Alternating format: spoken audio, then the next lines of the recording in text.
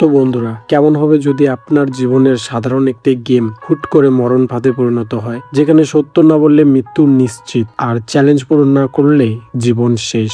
আজ আমরা কথা বলবো 2018 সালের ব্লকবাস্টার হরর মুভিকে নিয়ে, যেখানে একদল বন্ধু মেক্সিকোতে ঘুরতে গিয়ে এমন এক অভিশপ্ত গেমে জড়িয়ে পড়ে যেখান থেকে বের হওয়ার কোনো রাস্তাই ছিল না। কেন তারা এই গেমে জড়ালো আর শেষ পর্যন্ত কে বেঁচে ফিরলো, সব জানতে ভিডিওতে শেষ পর্যন্ত দেখুন। গল্পের প্রধান চরিত্রে অলিভিয়া, যে খুব দয়ালু। সে তার বন্ধুদের সাথে মেক্সিকোতে স্প্রিং ব্রেক কাটাতে যায়। সেখানে তার সাথে আছে তার বেস্ট ফ্রেন্ড মার্কির বয়ফ্রেন্ড লুকাস এবং আরো কয়েকজন বন্ধু। ছুটির শেষ রাতে ক্লাবে অলিভিয়ার সাথে কার্টার নামের এক রহস্যময় ছেলের পরিচয় হয়। কার্টার তাদের সবাইকে একটি পরিত্যক্ত পুরনো গির্জায় নিয়ে যায় ট্রুথ আর ডেয়ার খেলার জন্য। খেলা চলাকালীন কার্টার অলিভিয়াকে একটি অদ্ভুত কথা বলে।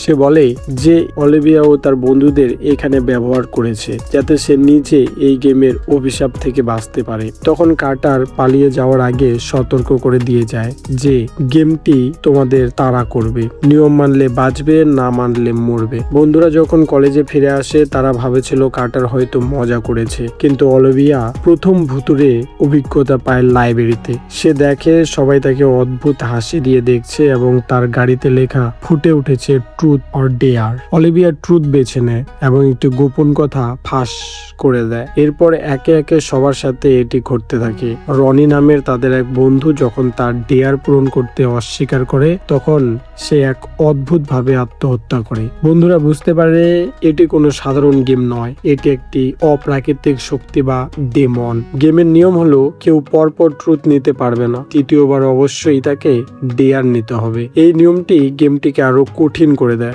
বন্ধুদের একের পর এক গোপন কথা ফাঁস হতে থাকে, যার ফলে তাদের নিজেদের মধ্যে ঝগড়া শুরু হয়। বিশেষ করে অলিভিয়া, মার্কি এবং লুকাসের মধ্যকার ত্রিকোণ প্রেমের বিষয়টি সামনে চলে আসে। টিসন এবং পেনেলিপি নামের আরো দুই বন্ধু এই গেমে প্রাণ হারায়। অলিভিয়া এবং লুকাস বুঝতে পারে যে এই গেমটি যে শুরু করেছে তাকে খুঁজে বের করতে হবে। তারা জানতে পারে যে এই ডেমনের নাম কার্লাক। অলিভিয়া জানতে পারে যে বহু বছর আগে এক সন্ন্যাসিনী এই অভিশাপটি শুরু করেছিলেন। একটি অন্যায়ের প্রতিবাদ করতে গিয়ে তারা সেই সন্ন্যাসিনীর খোঁজ পায়, কিন্তু তিনি এখন কথা বলতে পারেন না। তিনি লিখে জানান যে এই গেমটি শেষ করার একমাত্র উপায় হলো যিনি গেমটি ডেকে এনেছেন তাকে নিজের জিভ কেটে একটি পাত্রে সিল করে দিতে হবে এবং একটি মন্ত্র পড়তে হবে। কিন্তু সমস্যা হলো কার্টার, যার আসল নাম স্যাম, এই মানুষটি ছিল সেই ব্যক্তি যে গেমটি পুনরায় চালু করেছিল। তখন অলিভিয়া এবং তার বাকি বন্ধুরা স্যামকে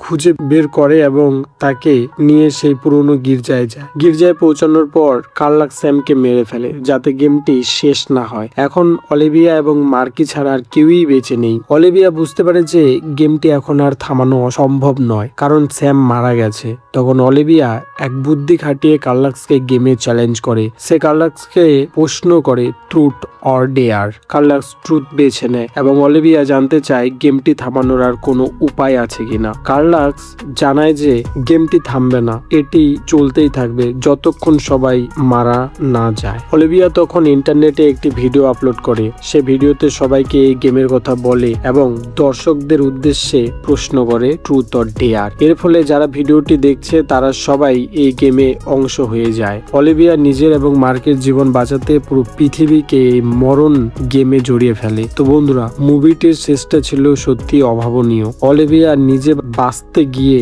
অজান্তে এক বিশাল বিপদ ডেকে আনলো। আপনার কি মনে হয় অলিভিয়া যা করেছে তা কি ঠিক ছিল?